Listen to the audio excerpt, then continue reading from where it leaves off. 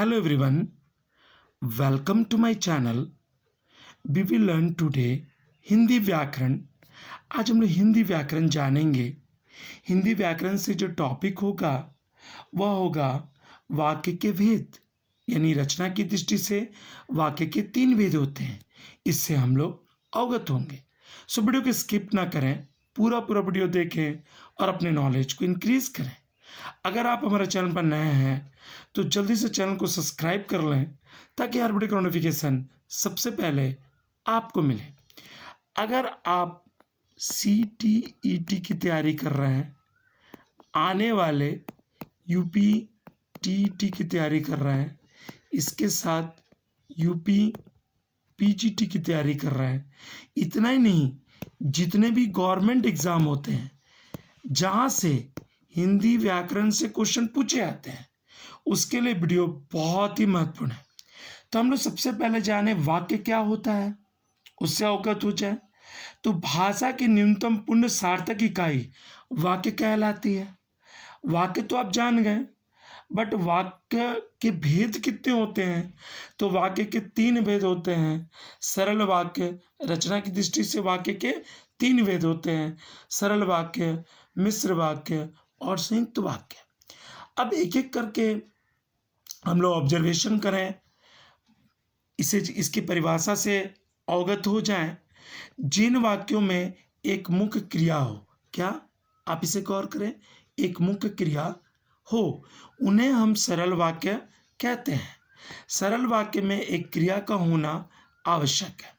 आप गौर करेंगे, आप और ज़्यादा इसे जान जाएंगे जब आप इसके उदाहरण से परिचित होंगे। दिव्या बाजार जाती है। अब यहाँ पर आप गौर करें, यहाँ पर क्या है? सरल वाक्य है। कैसे सरल वाक्य है? एक क्रिया का होना आवश्यक है सरल वाक्य में। यानी दिव्या कहाँ जाती है? बाजार जाती है। भानु हंसमुख है। राकेश बीमार है। बच्चे पार्क में खेल रहे हैं। पिताजी पुस्तक पढ़ रहे हैं। सजल सो रहा है।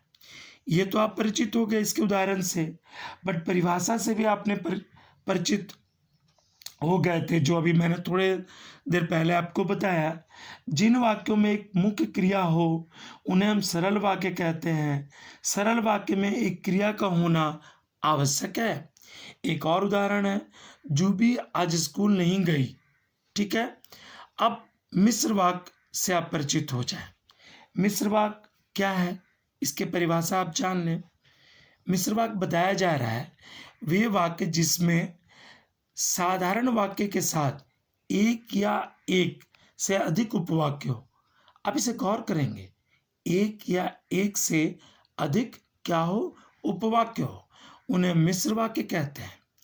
वे उपवाक्य परस्पर योजकों में हो। अब इसे मैंने इसकी पहचान करने का सबसे अच्छा तरीका क्या है? यदि, तो, तथापि, इसलिए।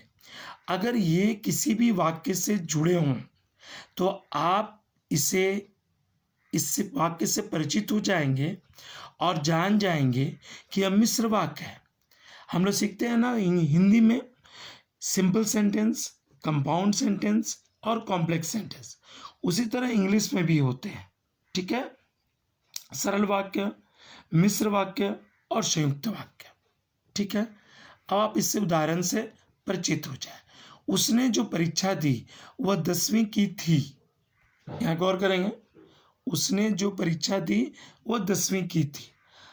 अब यहाँ जो, ठीक है, आश्चर्य है कि वह जीत गया की। यहाँ गौर करेंगे, काम समाप्त हो जाए तो यहाँ आप गौर करेंगे, जा सकते हो। जब तुम लौट कर आओगे तब, जब और तब मैं आऊँगा। इस तरह से आप पहचान करेंगे किसे? तो मिश्र वाक्य की पहचान आप कर लेंगे। अब हम लोग जानेंगे अंतिम जो है वह है संयुक्त वाक्य। संयुक्त वाक्य में क्या बताया जा रहा है? जहाँ 2 या 2 से अधिक सरल वाक्य, योजक शब्द आप जरूर गौर करेंगे। इसलिए, तो, फिर भी, किंतु, परंतु, लेकिन, पर से जुड़े होते हों उसे हम संयुक्त वाक्य कहते हैं। ये दोनों ही वाक्य स्वतंत्र अर्थ देने में सक्षम होते हैं। क्या? स्वतंत्र अर्थ देने में सक्षम होते हैं। यह आप ध्यान देंगे। अब इसके उदाहरण से आप परिचित हो जाएं। काम खत्म करो और जाओ। यहाँ गौर करेंगे आप। और सूर्योदय हुआ और अंधेरा चला गया।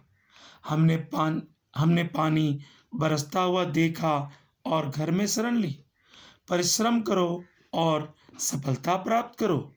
राम पढ़ रहा था, परंतु ये सब योजक शब्द है।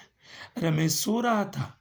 रात्रि हुई और तारे निकले। सत्य बोलो, परंतु, देखिए योजक है।